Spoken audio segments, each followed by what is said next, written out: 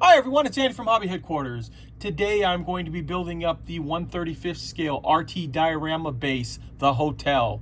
But I'm going to be changing it up a little bit. I'm going to be doing a knocked out French cafe on a riverside. I had a lot of fun building this diorama. It's very, very detailed, and I'm excited to share it with you today. So let's get started.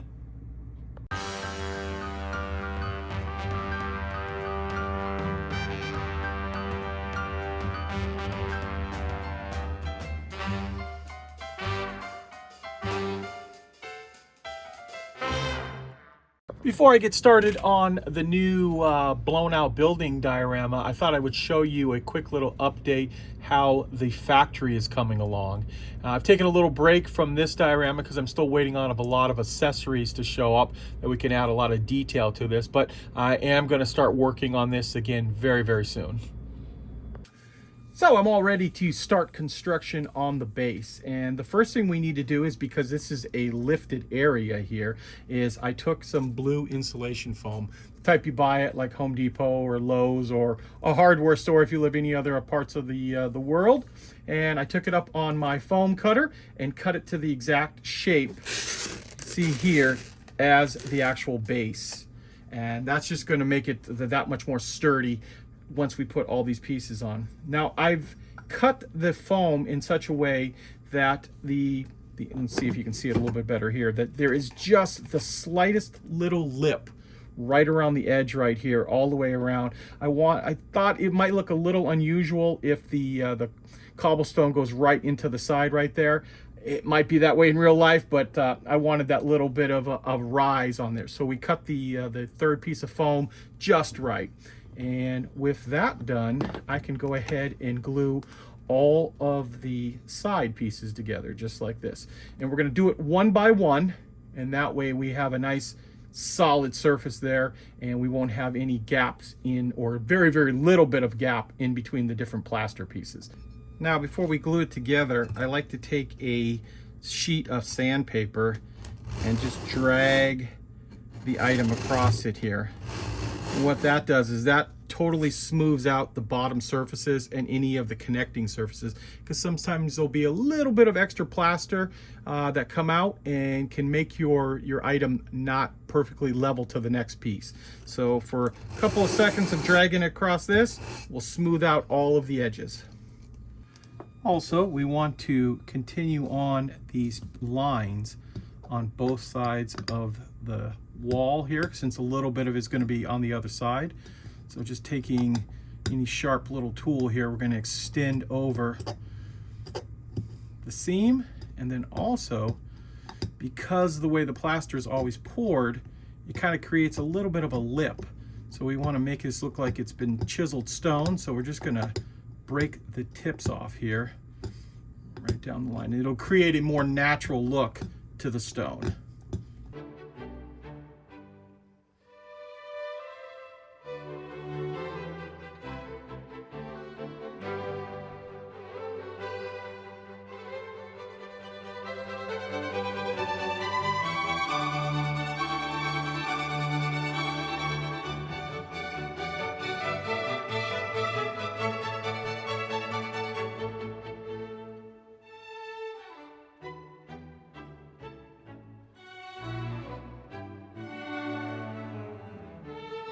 And I've just applied a little bit of super glue to the seam there. And now I'm just taking some of the old plaster dust from sanding and just running a little bit inside there to blend the two surfaces together.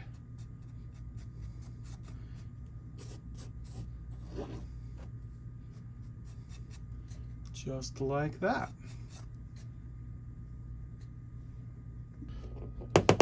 Okay, the inside of the wall of the bridge has no pattern inside of it because it's the bottom side of the pour. So I am just using some old tweezers here, and I made myself a little brick pattern and am just carving in my own little bricks. So when you look on the inside of the bridge, you will be able to see at least some brickwork.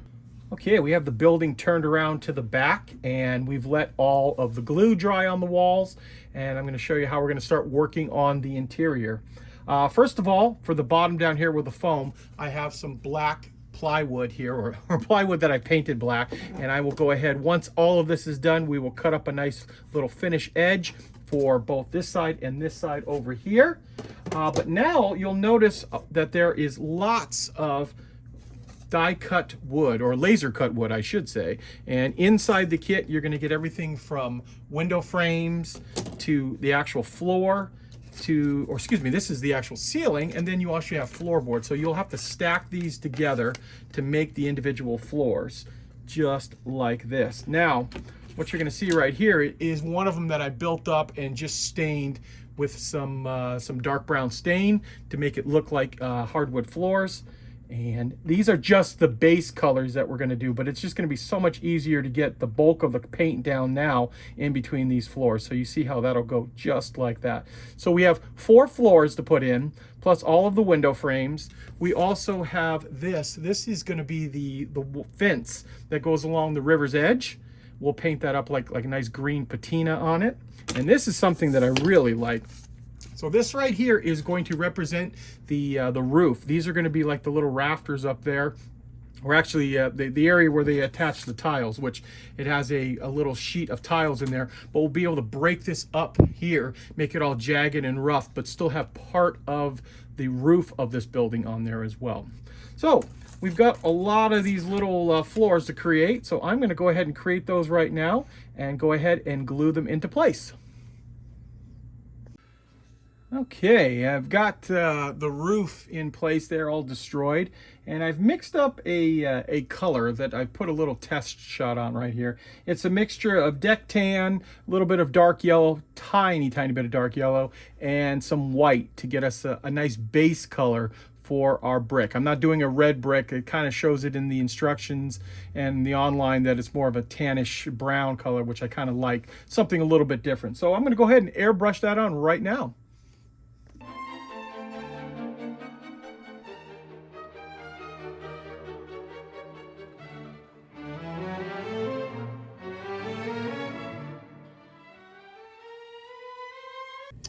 Now that paint is dried for the dock area, I've taken some red brown, kind of a rusty color paint, and thinned it way down to acrylic paint to basically create a wash out of it. And we're going to put a nice wash coat over the entire area, making sure we get up inside all of these.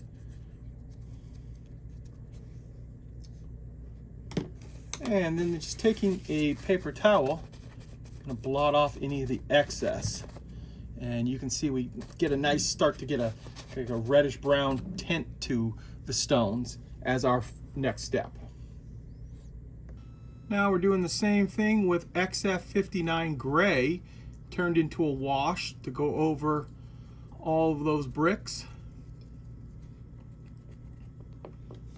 to give them a slight gray hue. That way we don't have any one particular color.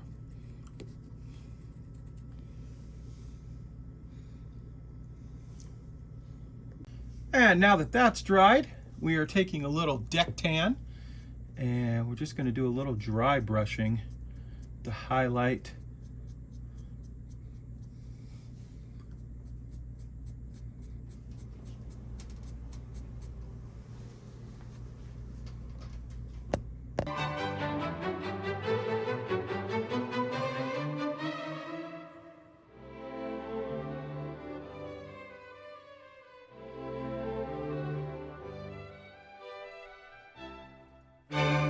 Now we are using streaking grime and thinned down quite a bit. We're going to put a coat over all of the bricks.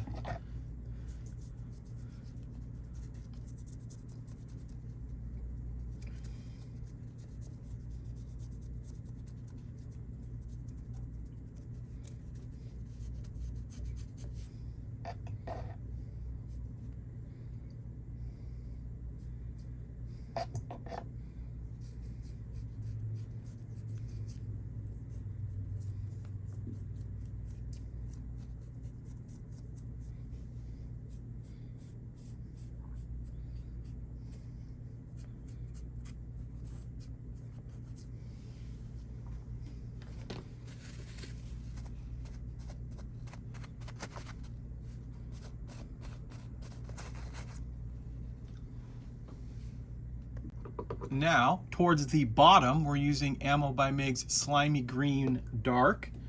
And I'm going to put kind of a heavy coat to start here. Just about where the water level would be, or just above it. And it kind of creates that algae effect.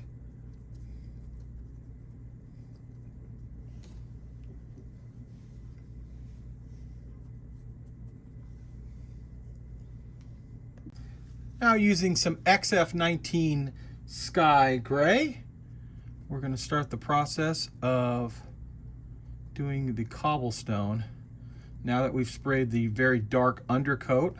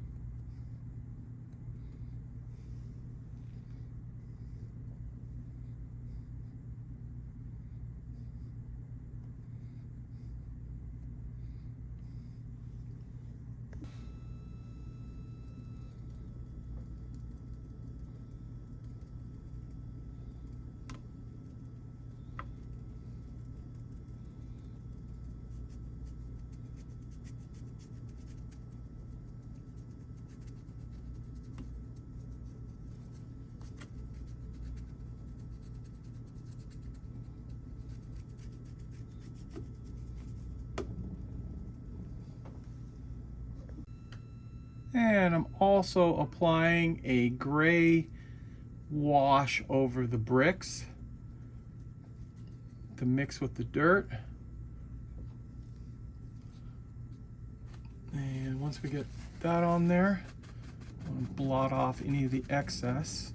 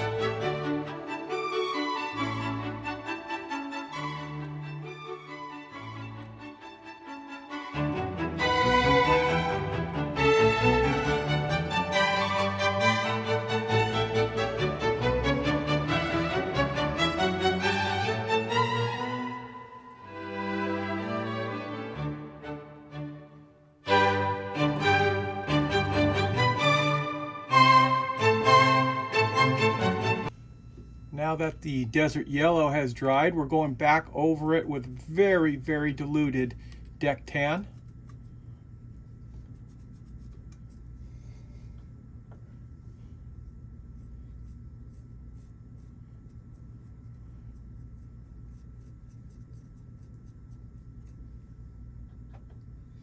And because this is so diluted, the desert yellow should still pop through, and it should be slightly darker than this edge stone that you still see there.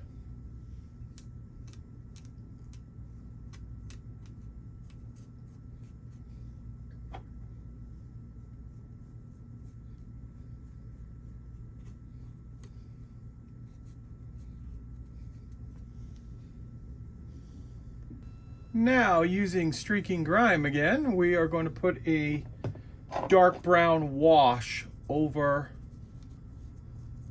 all of this area. Put it on kind of heavy, and then using thinner, just dilute it out and let it flow down.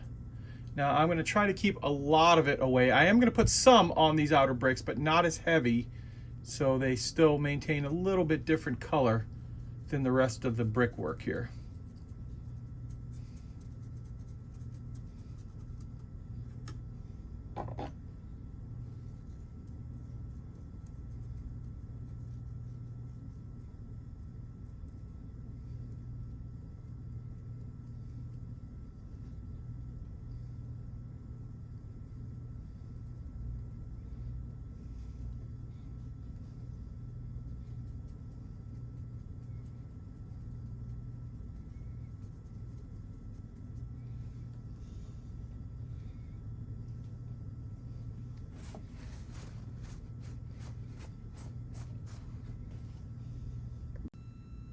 Now I'm installing the window frames, and as I go around the building, we'll break them up in different patterns, just so they look like it's part of a blown up building. But we come with all these right here, and I've pulled out a few extra window frames that we can drop around the bottom, all kinds of different things like that. We also have the glass for the back of that, but I'm not going to put that in until a little bit further on into the build process. Here is the diorama with all of the weathering that I've done so far. Probably drying for at least 24 hours here, and I'm going to kind of give this a little spin to let you see how everything is on here. Now you'll also notice too, while I'm doing this little spin, have a wooden board on the bottom here, a base, that when we finally do decide to attach it, it's going to get attached right directly to the edge, just like this. Here's our back so far. We're going to do all kinds of detailing on the inside of that as well as we get to that point. But now you see the base, so I will have to create a little dam around all sides of the base there so we can pour our resin water. But I'm going to give you an idea of some of the things that I'm thinking about putting in here. First of all, I'm thinking of using the Martyr 1 from Tamiya that I have built. I think it's a good size vehicle. It's not very large. It's not going to eat up the entire diorama with, with a giant vehicle. Also, too, I have this bag or this napkin here with a bunch of bricks on it, individual bricks. I've had to go ahead and paint those individually, because usually when you buy the debris packs, you get them in red, but I needed them to be in the brown color. So we're going to put all kinds of debris all over the streets, on the back of the building, things like that, plus down here in the front, which I'm going to move the camera down a little bit here. So there's got to be a little bit of a pile of debris from when the bridge collapsed. So we'll build something up right in through here. Do all of that stuff before, obviously, we pour the water as well. So we also have all kinds of things too, like little boxes and some of the sets from like mini art of like chairs and tables that we could have just all over the place, maybe not all falling down. And then of course figures, we can have boxes, even just some things like boards leaning up against the side walls there, just something like that. So now that I've done that, I'm going to go ahead and start to create more of those individual bricks, as well as a pile of debris for down underneath the bridge. Now I'm creating our debris field. So I'm actually just using chunks of my broken factory building that I smashed on accident a while back, and just broke it up into some smaller pieces, painted it with the same colors that I did the rest of the diorama, but now I'm just going over it with our slimy green grime, and that is going to create a nice mucky effect underneath there, that because most of this is going to be underwater. We're going to put this coat down on it, and then as you see over here with this bigger pile of debris, this is what it looks like unpainted. So once this dries here, we'll put a little glue on it, put some extra bricks, individual bricks, some other kinds of debris and stuff, and kind of build it up into little piles. So let me show you what I'm doing with the base before I actually attach the diorama to it. In the past, when I've created water effects, a couple different problems usually happen. Either A, you don't get a tight seal around it and some of the resin leaks out, or the edge of the resin, when you're pulling off your damming, your plastic that uses a dam, comes off and the resin comes out uneven or kind of messy looking, and then you end up having to cover it over with wood anyway. So what I decided to do on this one is I took a decorative molding, as you see right here, and created basically a little dam around the entire project. So it's about a 1/4 inch higher than the actual base will be. And what I'll do is I'll drop the diorama into place. I've taken caulk and caulked the entire inside of it there so it will not leak at all. And basically I can pour the water level right up to the edge here. It's only a 1/4 of an inch high, and I think it'll make a nice water effect. I can paint the entire base black before I do anything else, and I won't have to worry about leaks or trying to touch up where the resin may have pooled in a weird way. So I think this is going to actually work out in the long run to be an easier way to do the water dioramas. So let me let this dry, and then we're going to go ahead and attach the diorama to it, paint the bottom, and pour our resin. Now I am just adding in debris little by little, and this is going to represent concrete debris, as well as some bricks I've thrown in there, and then those other pieces that I painted up earlier. And you see we get the general idea what color we want to make for this. So once I get it the way I want, we're going to spray it down with a little bit of alcohol and then use our white glue and water mixture and get that all nice and solid. So when we pour our resin later, none of this rock starts to float away on it. And also you see around here, this has been painted black in this area. I am going to put a green paint over this whole thing and also seal this entire edge all the way around. And I want to do that. I want to make sure none of the resin that I have goes underneath there and just a waste of basically of the clear resin here. So we want to keep it all on the front and on the side over there. So let me go ahead and get this glued down and then we can pour some resin. And unfortunately, I didn't film the process for pouring the resin water, but it is just a two-part A and B resin that I added a little bit of a murky color to it, a little brown and a little green. And I have to say, I am very happy with making the frame base with the walls already on it. I had no leaks. There was no resin all over the table the next morning. Everything worked out just the way I wanted it to on this. Zooming in a little bit here, I'm creating two debris piles on the back and the side of the diorama. And I'm using bricks that I've stained to be a similar color as the walls. And the next thing we'll do is to attach all of this is first spray it with a mist of rubbing alcohol. And the reason you want to spray the rubbing alcohol first before you put the mixture of white glue and water on, rubbing alcohol breaks the surface tension of that. So if you put the water and glue mixture on top, because it's a little thicker, it'll kind of sit in bubbles right on top of the debris. When you spray the rubbing alcohol, it breaks that surface tension and allows it just to flow into everything and really secure all of your little pieces to it. Now, the other thing I want to do is I want to create some flower boxes, which I've started gluing together some little scripts of wood that I have here. This is one that I'm in the process of doing. Got to do some sanding on that. But I do have one built up here. And what will happen on this one here is this will get glued right underneath the window on this side. I think it'll add a nice little splash of color. And since this portion of the building didn't fall down, I assume any planter box wouldn't have fallen down as well on here. So we'll put just a couple of them on this side. I think the little splash of red is a nice little change in color on a diorama that's got so many tans and grays in it.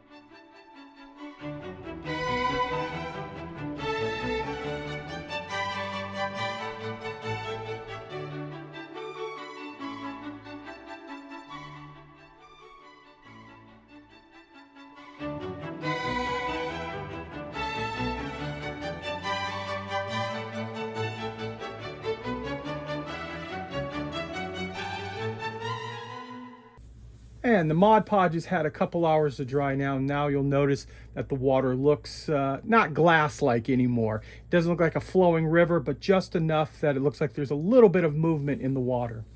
Now you also notice that I've attached a few little posters right here on the side, as well as a cafe sign that I put on over there.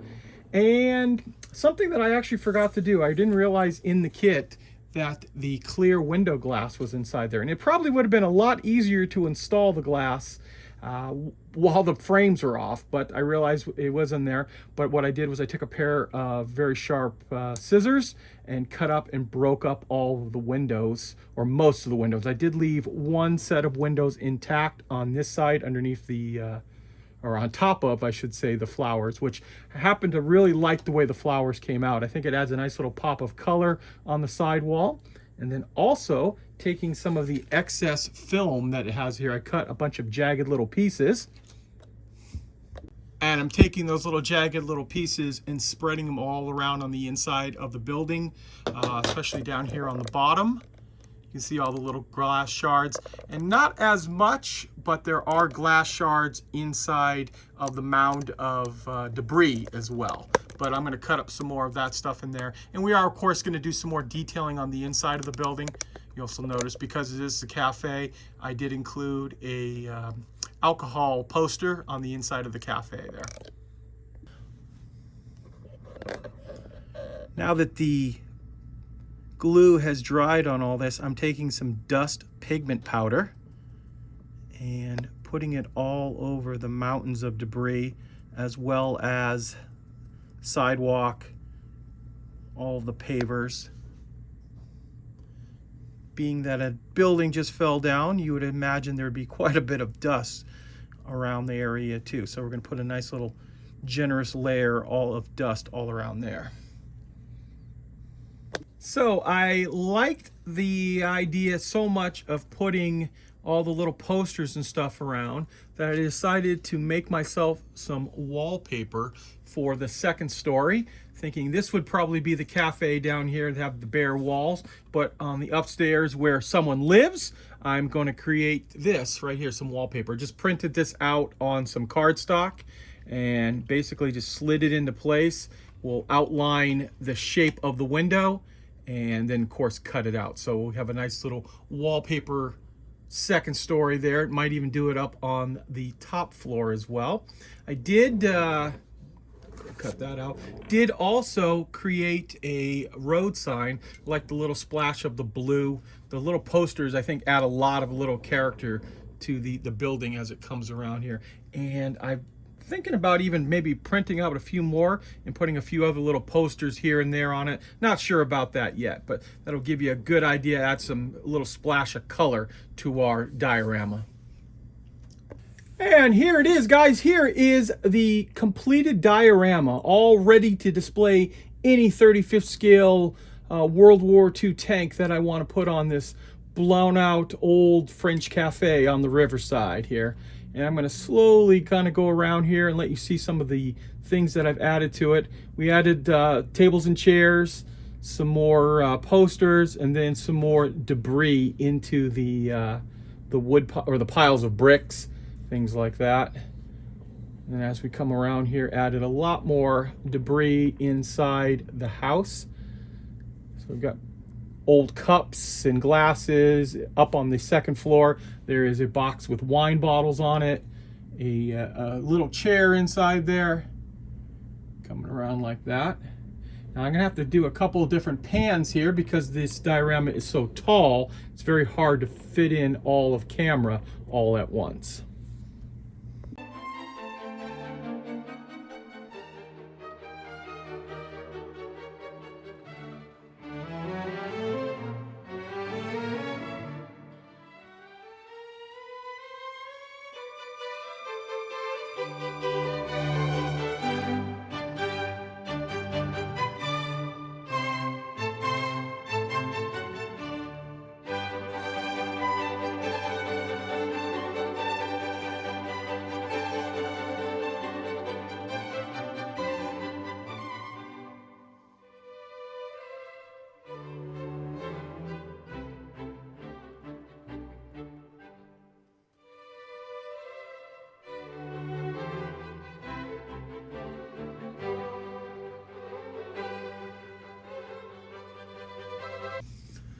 So there you go, guys. There is a look at the hotel diorama from RT Diorama. Love the kit, love the detail that they've installed inside of this, and definitely plan on doing many more of these smaller dioramas. They're a little bit easier to put on a countertop.